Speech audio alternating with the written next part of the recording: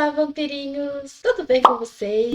Meu nome é Amanda Alonso, filha de Drácula, e hoje eu vou responder uma das 3 perguntas da caixinha de perguntas do Instagram que eu deixei pra trás, e eu deixei propositalmente. Essa aqui, inclusive, eu cheguei a responder lá no vídeo da caixinha de perguntas, mas eu achei mais interessante não comentar e fazer um vídeo separado, porque até mesmo lá naquele vídeo já tinha dado uma boa quantidade de tempo aí. Outra coisa, eu tenho notado que nos vídeos, quando eu vou editar, tá dando interferência e algumas falas, o final está cortando. Então, a partir de agora, eu vou fazer um teste, ver se vai funcionar. O meu microfone ficar mais próximo, se a qualidade do áudio melhora, porque eu notei que na narração da Amara, como o áudio estava bem próximo, quase não teve essas interferências. Então é isso, meu microfone vai estar aparecendo aqui. Ele é bem simplesinho, mas sério, funciona e eu sou apaixonada por ele, porque o áudio dele é muito bom. Quando eu faço os testes, o áudio fica bom, só que eu faço o teste sempre comigo próximo a ele. Então vamos ver se a qualidade melhora. Eu espero que sim. Agora, oficialmente, vamos indo para o vídeo. Eu até peguei aqui a pergunta, porque eu separei exatamente do jeito que a pessoa escreveu. Eu não vou lembrar quem que mandou, mas a pergunta é: o que tem feito para crises de ansiedade? Eu tenho feito 3 coisas que uma complementa a outra. A primeira é terapia convencional e a segunda são terapias alternativas. Não é de remédio, não tem nada a ver com isso. Apesar de eu tomar um ansiolítico, porque a psicóloga informou, falou que eu precisava por conta das minhas crises de ansiedade, da minha falta de sono para regular toda essa. Só que eu reparei que mesmo com o remédio, as minhas crises vinham da mesma forma, porque quando a nossa mente, que é o problema, é o cerne de toda a situação, quando a nossa mente começa a criar, a ver pensamentos intrusivos, a vir questões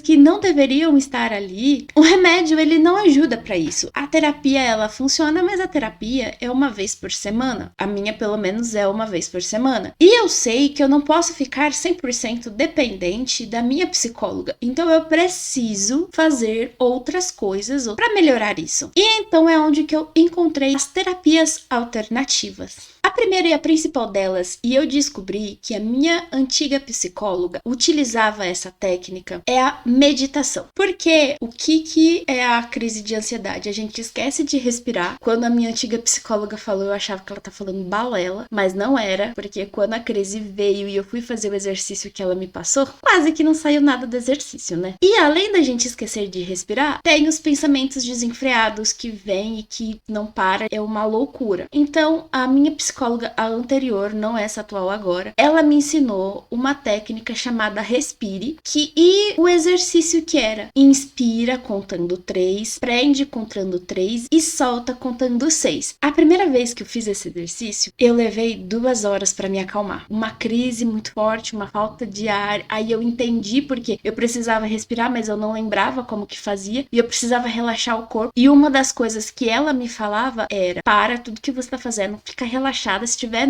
em pé no meio da rua, vai pra calçada e relaxa. Você tem que relaxar o corpo e você tem que respirar. Você precisa respirar, e fazer a contagem vai te ajudar a isso. Eu tava no meu trabalho, fui pro banheiro e fiquei 2 horas lá no banheiro, trancada, tendo crise de ansiedade. Não comentei com ninguém porque é uma questão minha. É o que eu falei, eu tenho muito essa coisa de independência, não sei explicar, mas eu quero resolver as coisas, eu resolver as crises, porque em algum momento, quando eu estiver sozinha, e que inclusive já estive muito sozinha tendo essas crises, eu tenho que resolver sozinha. Então, para me acalmar, para fazer esses testes, e eu morava sozinha na época, então eu precisava aprender sozinha. E a meditação já tá na minha vida desde a minha adolescência. Eu faço meditação por conta da insônia, e a meditação sempre me ajudou a dormir. Então eu já sou acostumada com a meditação, mas aconteceu alguma coisa no caminho da minha vida que atropelou tudo. Sabe aqueles caminhão quando tomba e cai tudo? É literalmente assim que eu sinto a minha vida, em algum período. Eu me esqueci, eu parei de fazer meditação, eu parei de conectar comigo mesma, mas eu parei de ter aquela conexão interna que a meditação traz. E qual que é a base da meditação? Você se acalmar, respirar e limpar a mente. Exatamente o que a minha antiga psicóloga falava para questões de crises de ansiedade. Muito da hora, né?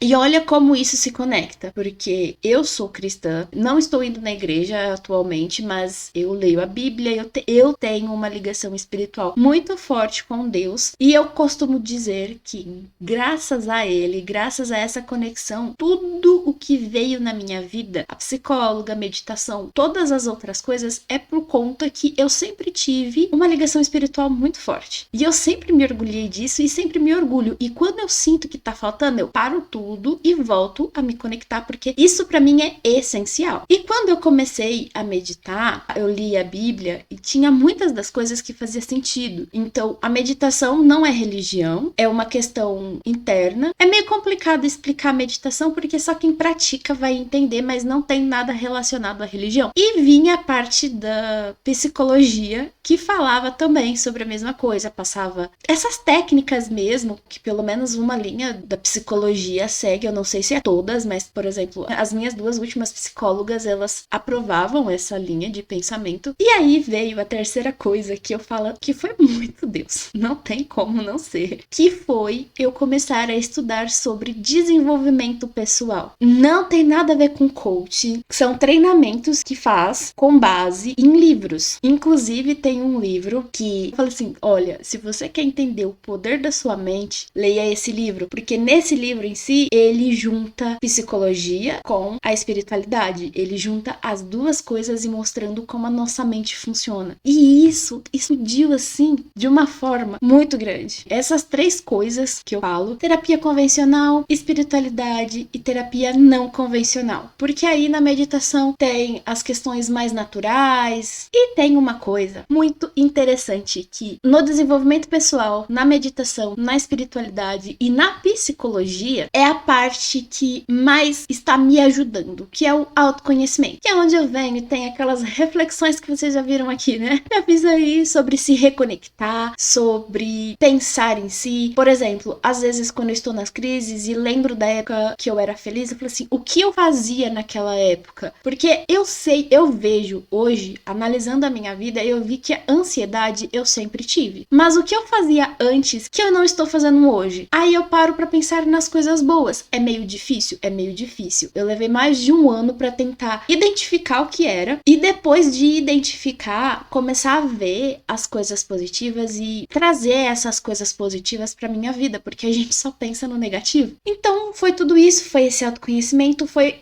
pensando no que eu era feliz, nos momentos, nos períodos que eu era feliz, porque não é aquela felicidade tóxica. Minha psicóloga mesmo fala muito disso, fala assim, Amanda, a felicidade você tem que tomar cuidado pra ela não ser tóxica, porque vai ter momentos que você vai sim estar feliz, vai ter momentos que não vai estar tão feliz assim e tá tudo bem, tá tudo certo. Então entrou muito nesse autoconhecimento de reflexões que quando eu noto que eu estou indo para as minhas crises mais profundas, que eu já tive duas, três na verdade. Então eu sei os processos, o caminho é sempre o mesmo quando a gente tá entrando. E aí agora, quando eu analiso e vejo, eu já penso, eu não quero isso pra minha vida. Vamos reconectar, aí já volta tudo que eu fiz, tudo de novo, ver o que tá acontecendo, ver o que é meu, o que não é, eu já descarto, eu respiro, volto, me reconecto, penso em mim e volta toda aquela conversa lá sobre se reconectar. É literalmente assim. E por estar sempre buscando me reconectar, buscando conhecer mais a mim mesma, estar sempre no meu melhor potencial, estar sempre feliz, porque eu sou uma pessoa estressada, então para eu não deixar esse estresse tomar conta de mim, eu vou atrás de treinamentos, que veio onde eu vim descobrir o desenvolvimento pessoal, que ele trouxe um ponto mais fácil do que a minha psicóloga fala. Por exemplo, no desenvolvimento pessoal, pelo menos os treinamentos que eu faço, existem muitas perguntas que a gente tem que responder, e aí eu acabo vendo as perguntas que vem atual, eu lembro dessa pergunta, que minha psicóloga, ela ama terminar a sessão, finalizar a sessão, fazendo uma pergunta pra eu ficar refletindo. Tem vezes que uma semana eu consigo pensar, tem vezes que daí 2 meses eu vou lembrar, tipo, cai a ficha da reflexão da pergunta que ela fez, e aí eu volto, eu falo e explico, e ela é isso que vem a ser a parte da flexibilidade, porque a minha psicóloga fala que eu preciso ser mais flexível, porque eu não sou flexível comigo mesma, eu sou muito rígida, não sou mais, estou buscando a ser mais flexível. Por exemplo, no lançamento de Resgatada, eu fiquei 4 dias me recuperando, fazendo coisas assim, sem pensar em nada. Eu costumo brincar falando assim, eu tava fazendo fotossíntese, tava sendo uma planta. Uma fotossíntese no escuro. Não tem aquelas plantas que... Dama da noite, por exemplo, que só abre à noite? É exatamente essa a planta que eu penso. Que é só no escuro à noite e fico bem quietinha na minha. E na minha cabeça estava procrastinando. A minha psicóloga, Amanda, 4 dias não é procrastinar. Só que também eu não via que eu não tava escrevendo. Mas eu estava fazendo outras coisas. E eu não via isso. Na minha cabeça eu estava procrastinando. E no desenvolvimento pessoal, tem uma analogia que agora fez muito mais sentido. Que as minhas mentoras falam muito sobre. Dão 2 exemplos da natureza mesmo. É mais fácil explicar da natureza como a gente tem que ser. Existe o carvalho e existe o bambu. Em uma tempestade, quem é o único que cai? O carvalho, que é rígido, que é aquela árvore rígida, ou o bambu, que o galho é mais flexível? O carvalho, no primeiro ventinho, já faz assim, foi e foi. Já caiu, já destrói tudo. O bambu não. O bambu, ele vai e volta. Então a gente tem que ser como? O bambu. Só que não é um bambu com rasa, só que não é um bambu com raízes curtas. É um bambu com raízes fortes. O que é as raízes para nós? A nossa família, os nossos antepassados, conectar com a nossa história. E eu sempre tive muita curiosidade sobre isso. E as minhas mentoras do desenvolvimento pessoal falam que isso é muito importante, a gente tentar descobrir a nossa história. Ai, Amanda, mas eu sou adotada. Se você é adotada, quem que é a sua família? Quem te criou? Então você vai buscar informações da família que te criou, porque ali está as suas raízes. Então eu costumo brincar agora que eu sou um bambu e de raízes firmes, porque eu não quero mais ser o carvalho. E é verdade, o carvalho, quando a gente para analisar a natureza, o carvalho ele vai e foi, não só o carvalho, mas é porque o carvalho é a planta que eu consigo mais me lembrar e que elas mesmas dão os exemplos. É isso, gente. Temos que buscar ser um bambu de raízes profundas. E é tudo isso, toda essa reflexão, essas 3 vertentes aí que eu tenho feito e eu estou cada dia melhor. Porque aí na meditação, no desenvolvimento pessoal e na espiritualidade, envolve energia, estudos de frequência alta, frequência baixa, energia de prosperidade, da escassez. É um caminho que quando você começa, a sua mente vai explodindo. E quando eu comecei o desenvolvimento pessoal a estudar, que foi no começo, final do ano passado, começo desse ano, no início era muito engraçado, porque a meditação é mais você se respirar, concentrar, é a expansão da mente. A minha psicóloga falava uma coisa na segunda-feira. Aí, as minhas mentoras do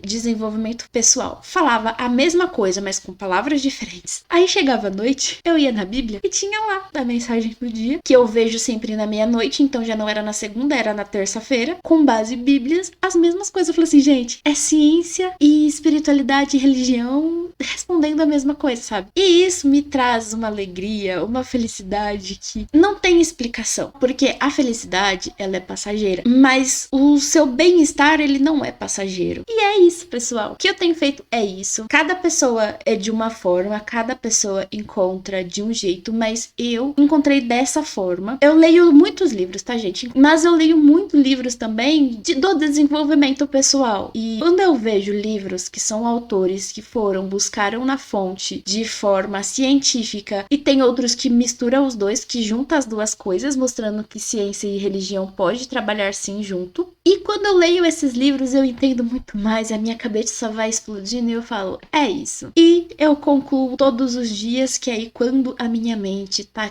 sendo muito rígida, tem uma voz aqui na minha mente que vira e fala, Amanda, não seja o carvalho, seja o bambu, seja mais flexível. E é com essa frase que eu finalizo. É isso, pessoal, não se esquece de se inscrever no canal, de deixar seu like, ativar as notificações porque é muito importante. Também me segue nas redes sociais, o link vai estar aqui na descrição. E não deixa de sair do vídeo e assiste esses outros vídeos aqui. Um beijo, tchau!